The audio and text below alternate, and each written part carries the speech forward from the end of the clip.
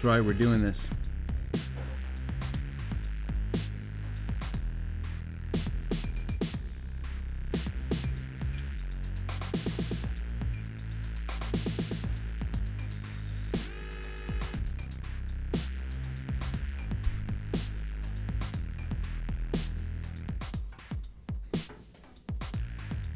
We're going live. This is it. We're doing it for real. This is the KEVID19 podcast. And this is episode 0. I mean, you could call it episode 1. I don't know if you know, but it's Fat Bear Week. Uh-oh. I'm going to blow up. I'm Kevin Berrey. I'm hosting this podcast. I'm also going to be fading the music down, going to be dancing in my chair, doing whatever it is that I need to do to keep the ball rolling on this thing. The KEVID19 podcast is basically a podcast about how COVID-19 has changed our lives and how it hasn't. Because honestly, a lot of the things that were stressing us out before this pandemic are still there. A lot of the things that are giving us joy before this pandemic are still there. Some of them are hard to access. I won't fight you on that. For example, I jumped in and I sculpted this. This is a hangry hockey hippo. Oh wait, I just lost my camera. I'm gonna have to switch this up. You know what? This might have to be a very short live because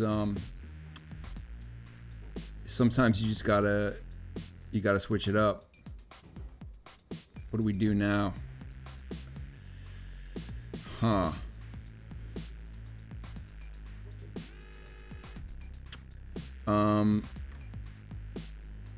Let's see what I can get rocking here.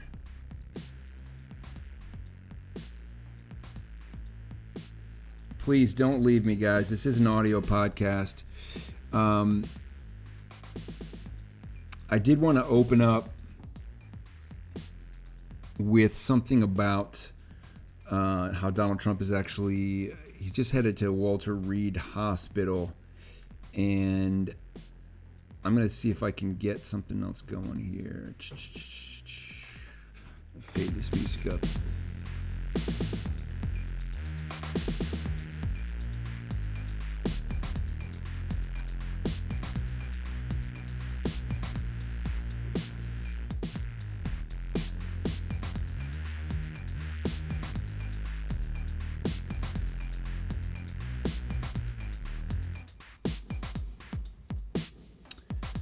All right, we're back. I had a little bit of a technical difficulty. But, you know, that's life. Welcome to KEVID19. It is good to be here. I am healthy. I'm happy to be healthy. I want to jump in and share with you guys a little news. This isn't totally about the news, obviously. I'm a comedian, and I don't know how funny this thing is going to be, man. It's hard to be funny at your desk, I've found. But I'm, speaking of butts, I'm looking at a dude's butt right now. He is in gray sweatpants. I don't know if you can see the cursor there. This is the Walter Reed Hospital, Walter Reed Medical Center, where Donald Trump just headed in. I just want to give you guys a quick peek at this video that he made. Let's take a look here, see what he has to say. I want to thank everybody for the tremendous support. I'm going to Walter Reed Hospital. I think I'm doing very well, but we're going to make sure that things work out. The First Lady is doing very well. So thank you very much. I appreciate it. I will never forget it. Thank you. Okay, well, with us as well, I think that's enough of that. So, yeah, I don't know who's wishing him well. I know people are, and honestly, the question has come up. is it important that Donald Trump survive this inopportune situation? It's bad luck. It's very unfortunate for him. I mean, you could also call it just a dummy move to not be wearing a mask and to be consorting with other people who are not protecting themselves and the people around them with the proper, the taking the advice of the CDC and of the top doctors in the country. I mean, is it a dummy move the way he has been saying you don't got to wear a mask all the time and making fun of his opponent, Joe Biden, for wearing a mask religiously? That's up to you to decide. I personally think it's dim to live that way, to see other people being vigilant about their health. When you yourself are over 70, you're in a high-risk group. I guess some people think that takes balls. I don't. I think there's a recklessness, and I don't want him to die. I mean, I'm not gonna, I'm not gonna call out for somebody just because I despise his policies, just because I think, he's done horrible things to this country. I don't want the dude to die. There are some people who think that would be a great end to the year. There's others who say he has to live. He has to walk out of this hospital because we need to show him losing at the polls in order to get his followers to stand down. But I don't think that's true. I think the people that are obsessed with Donald Trump and who have fallen into this cult mentality they'll latch on to Pence. It's the exact same policies. So if they don't vote for Pence, it's only because of personality, not because of policies. And that means there's not it's not a whatever. He doesn't have to be there for it to be a referendum on everything that he stood for. Now, that's my personal, I think, the notion that people have to decide at the polls, that Trump supporters have to see their neighbors say, hey, this guy and everything he stood for sucks, and we're going to vote him out. I think if he walks out of the hospital and people vote him out, he's going to fight tenaciously to try and steal the election. He's already said if he loses, it's a fraudulent election, and if he wins, it's not. So, yeah, I don't think it's going to be I don't think him walking out of the hospital and losing badly is necessarily going to make everybody who supported him say, well, okay. No, there are people who love QAnon, who love the conspiracy theories. There are people who embrace so many things about him that have to do with believing in false narratives that they're going to cook up their own scheme. They'll have their own thing where they believe this is malarkey. And yeah. So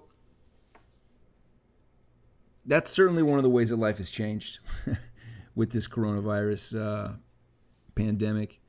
One of the ways it hasn't changed is we saw just recently, in this past week, the ruling on the Breonna Taylor case finally came down. And if you hear someone sneezing in the background, that's my wife. She's dutifully making dinner. So I'm actually going to have to wrap this up pretty quickly. Like I've already gone over time. But it's deeply disturbing to see that no real justice seems to have come out of this case. there was the one officer, Brett Hankison, who was already fired and was charged for wanton endangerment for shooting some bullets into the neighbor's apartment or at the neighbor's apartment.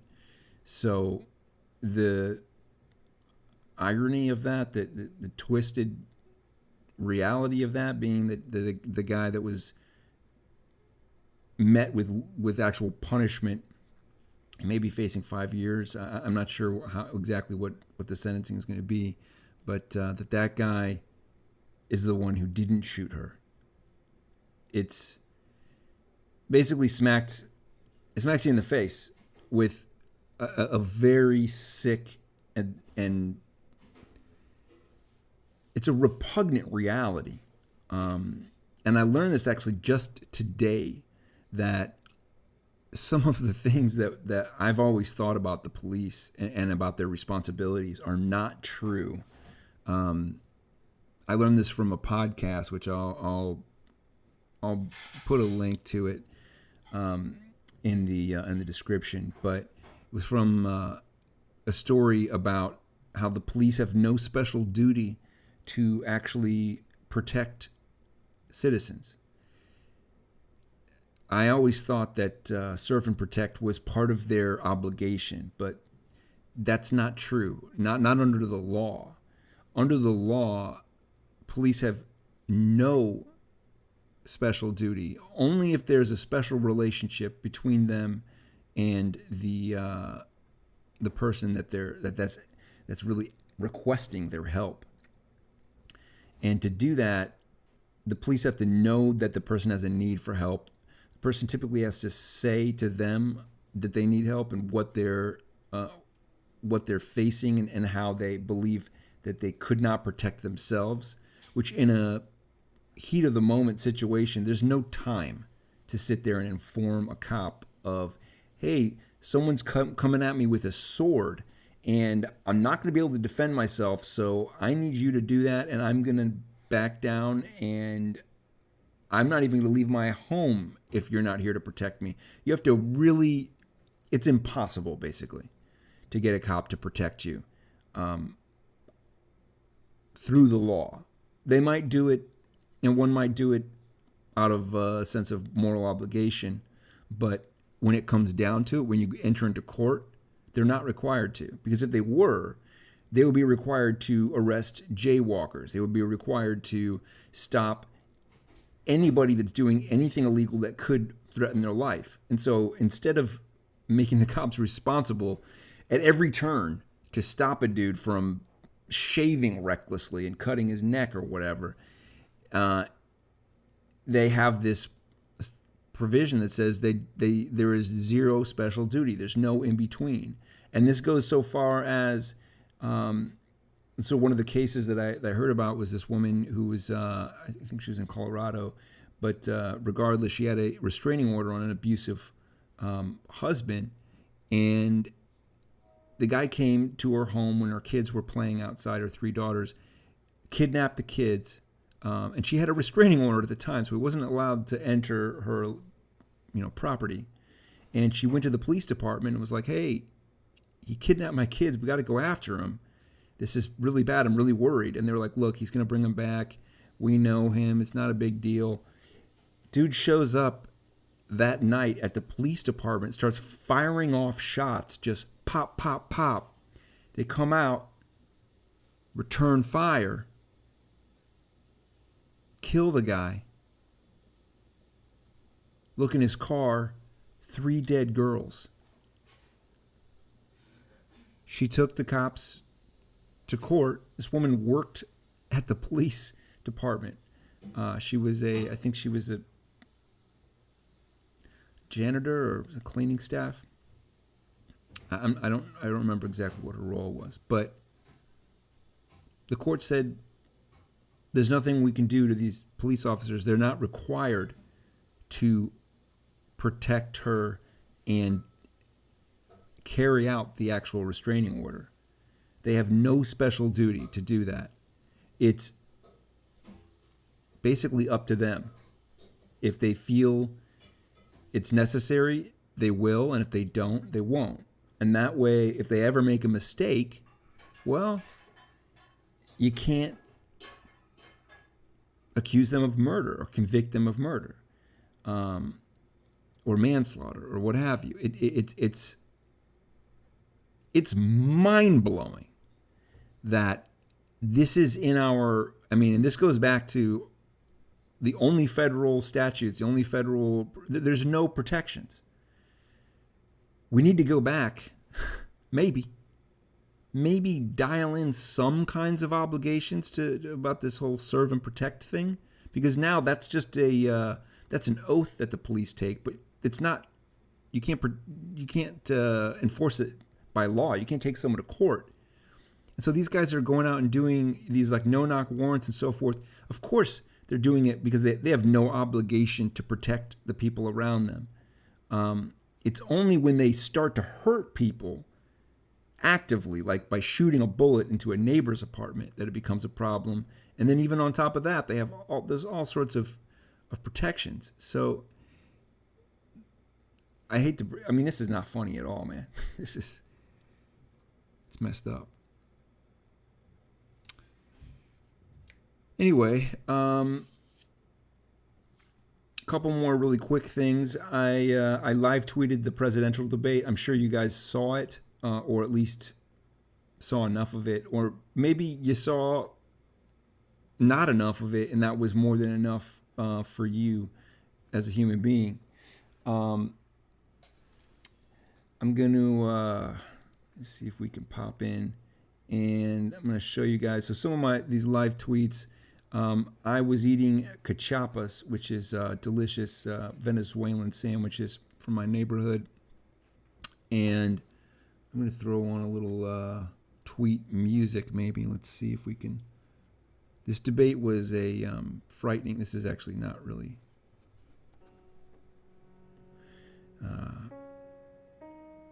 Scary. It was a scary debate, and how unhinged and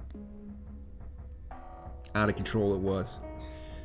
So let's take a look at some of these. I decided to live tweet the debate while eating a tequeño, which is, if you haven't had one, you really haven't lived.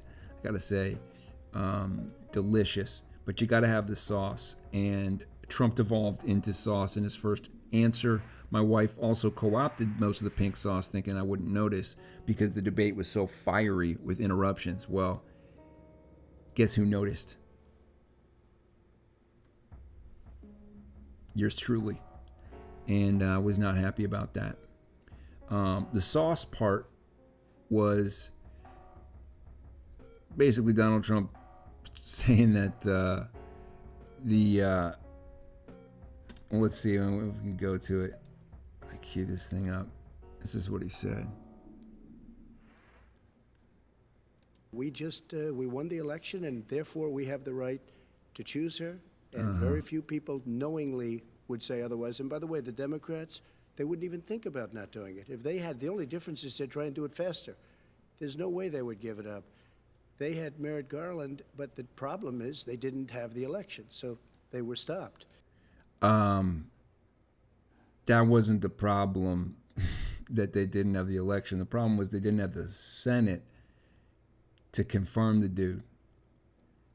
It wasn't about the election. They had like 9 months or something with this judge, whatever. Anyway, it's not funny. It's fine. I'm doing this. I'm plowing through this. I'm hungry. Every time I do a live thing, I get extremely hungry. So it's a good wake up call.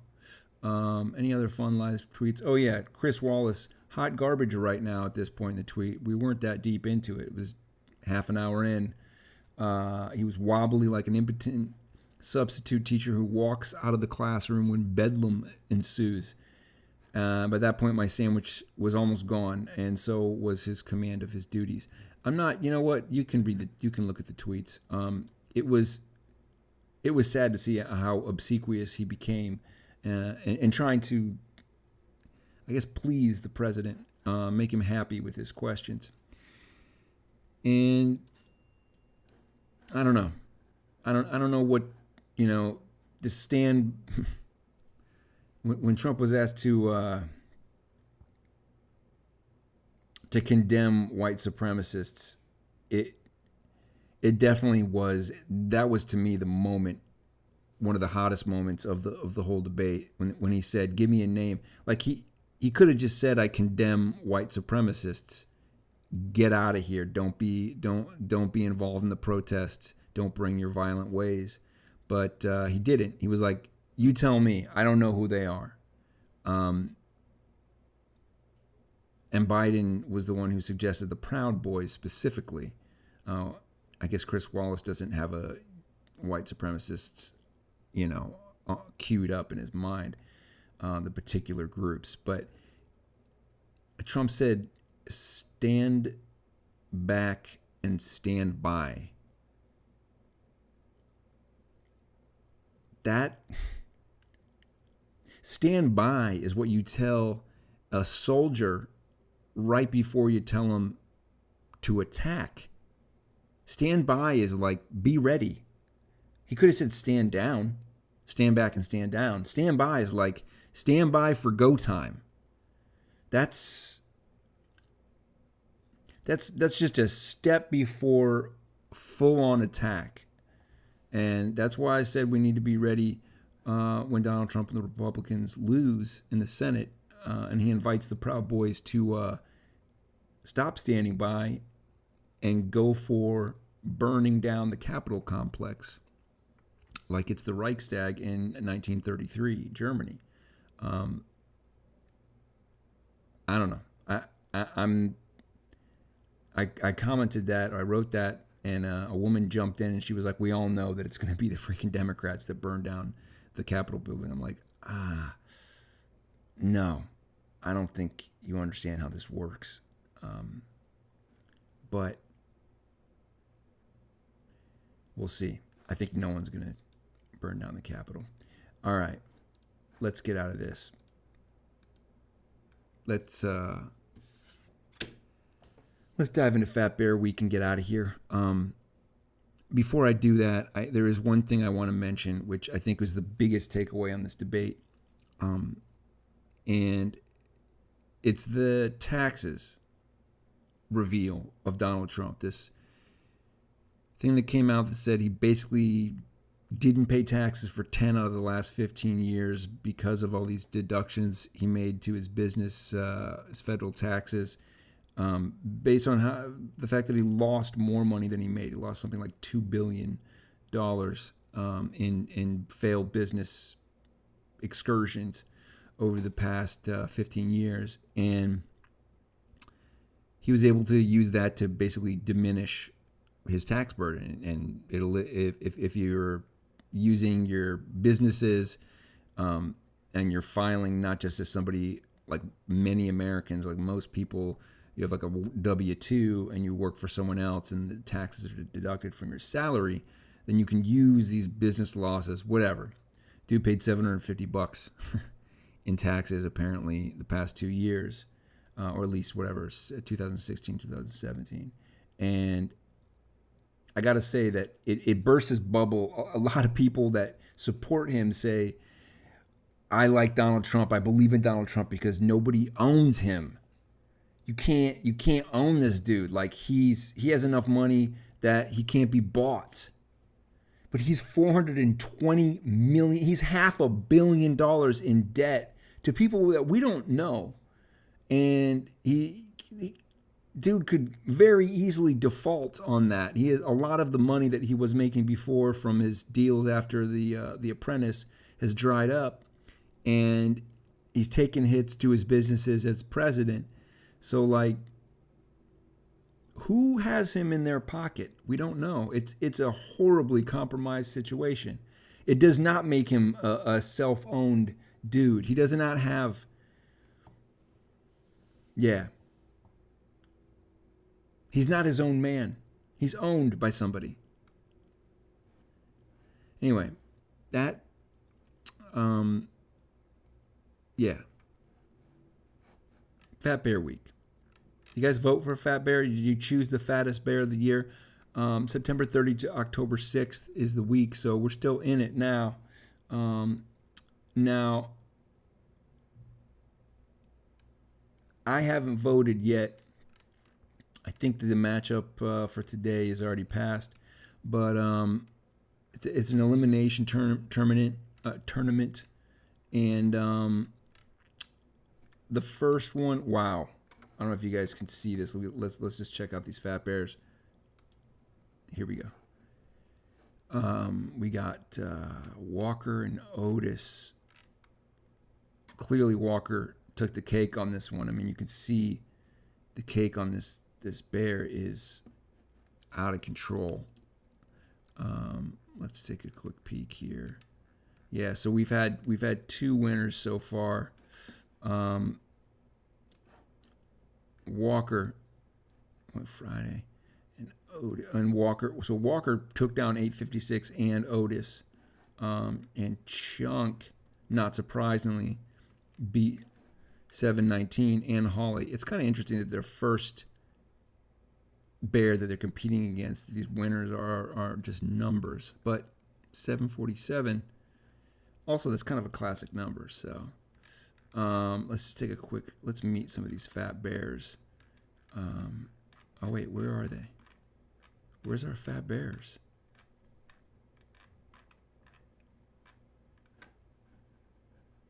It's the bracket. I don't know if we want to vote.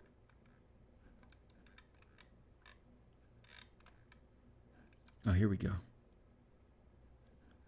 I'm gonna wrap this thing up here. 32. Poof. Put on a ton of weight. This is Chunk. Chunk was a winner, and you can see why. You can see how. Damn, that's a beautiful fat bear. Oh man, Chunk.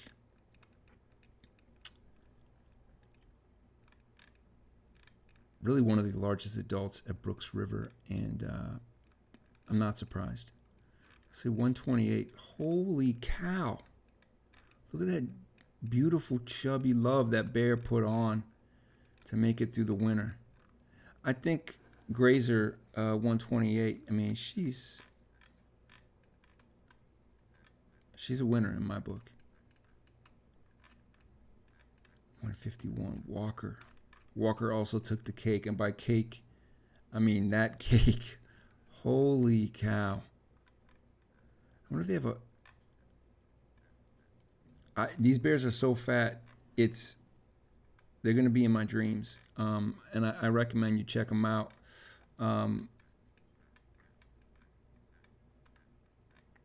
Even Holly Spring Cub really put it on. You got to do this as a bear, and as a human, I recommend that you put some weight on too, because I think we're all going to be going into hibernation. I've had an interesting time with this one. This is the first time I've done a live like this, and I hope to get really step it up for the next ones. I've had a good time being live with you. I do have to get out of here. I do have to check out because I'm hungry as hell. My wife, I think, is hiding in the kitchen. She's afraid to get sucked into this. So this has been KEVID19, episode 0, Fat Bear Week.